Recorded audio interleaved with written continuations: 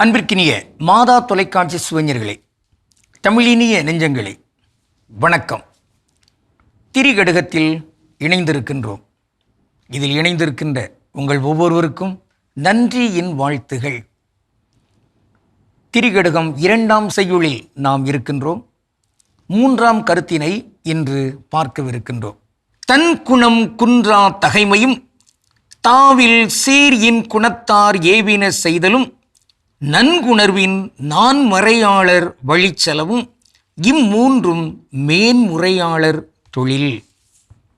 இன்று பார்க்கின்ற 3ஆம் கருத்து நன்குணர்வின் நான்மறையாளர் வழிச்செலவும். மேன்மையாளர்களுடைய அந்த சிறப்புமிக்க பண்பு நலன்களுள் ஒன்று, அறத்தின் தன்மையை அறிந்து ஆய்ந்து அதன் அடிப்படையில் வாழ்வதற்கு முயல்கின்ற சான்றோராக நல்லோராக இருக்கிறார்களே, அவர்களுடைய வழியில் வாழ்வதற்கு உறுதியேற்றல். அப்படிப்பட்ட மனிதர்கள், பேரறிஞர்கள், அவர்கள் இங்கு பல்வேறு தளங்களிலே பல்வேறு கோணங்களில் தங்கள் வாழ்க்கையை அமைத்து இந்த உலகத்தை மேம்படச் செய்திருக்கிறார்களே, அவர்கள் வழித்தடத்தில் நாம் இங்கு நடைபயில வேண்டும். ஆக மாந்தர்கள் கால்களால் நடந்தாலும் அவர்கள் கால்நடை என்று அழைக்கப்படுவதில்லை. கால்நடைகள் அது விலங்கினங்கள் என்று சொல்லப்படுகிறது. ஏன்? மனிதர்கள் காலால் மட்டுமன்று, அவர்களுடைய சிந்தனையால், எண்ணத்தால், பார்வையால், கருத்துகளால், கொள்கையால் நடக்கிறவர்கள். அந்த நடையை மறந்து வெறுமனே கால்நடையில் மட்டும்தான் நடக்கிறோம் என்றால் விலங்குகளுக்கும் மனிதர்களுக்கும் எந்த வேறுபாடும் இல்லை. அப்போ நம்முடைய நடை நேரிய நடையாக இருக்க வேண்டும் என்றால் இங்கே நமக்கு முன்னர் நடந்து சென்றிருக்கிற அந்த மனிதர்களுடைய நடையை பின்பற்ற வேண்டும்.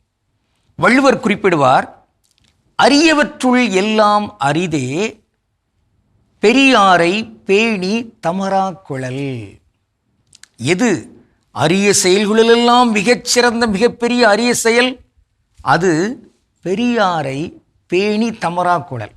அது தந்தை பெரியார் என்பவர் மட்டுமன்று, பாவலர் பெருஞ்சித்திரனார், மொழிஞாயிறு, தேவநேய பாவாணர், கப்பலோட்டி தமிழன், பச்சை தமிழன் வ.உ. சிதம்பரனார், பேரறிவர் அம்பேத்கர் போன்ற மனிதர்கள் இருக்கிறார்களே, இவர்களுடைய அந்த வழித்தடத்தில் செல்வதற்கான அந்த முயற்சி தான் அந்த பெரியவர்களை எல்லாம் தம் பெரியவர்கள் என்று ஏற்று அரவணைத்து அதன் அடிப்படையில் வாழ்கிற ஒரு வாழ்க்கை முறை.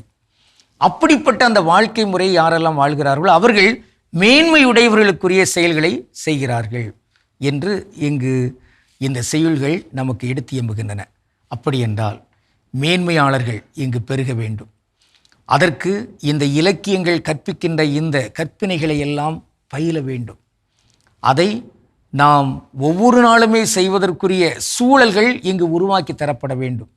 அந்த வகையில்தான் இயேசு குறிப்பிடுவார், என்னிடமிருந்து கற்றுக்கொள்ளுங்கள், நான் உங்களுக்கு என்ன செய்ய வேண்டும் என்று சொல்லியிருக்கிறேனோ அதை நீங்கள் செய்யுங்கள். அப்படி செய்வதனால் நீங்கள் என்னுடைய பணியாளர்கள் மட்டுமன்று, நீங்கள் என்னுடைய நண்பர்கள். உங்களை நான் இனி நண்பர்கள் என்றேன். காரணம் என்ன? நண்பர்கள் என்பவர்களுக்கு தலைவர் என்ன கொள்கை வைத்திருக்கிறார், என்ன செய்ய சொல்கிறார் என்பது தெரியும்.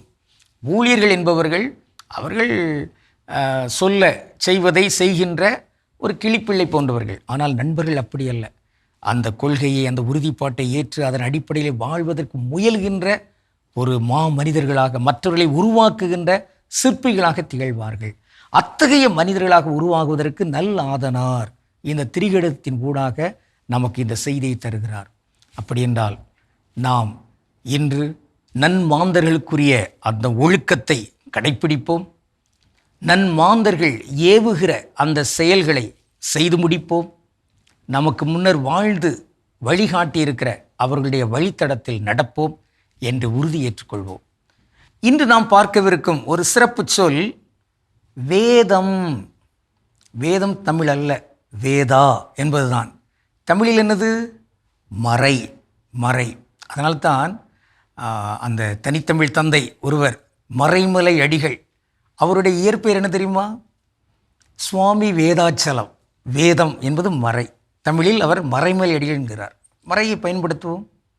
கடவுளுக்கு திருவிழமானால் மீண்டும் நாளை திரிகடுகத்தில் இணைந்து மகிழ்வோம். நன்றி, வணக்கம்.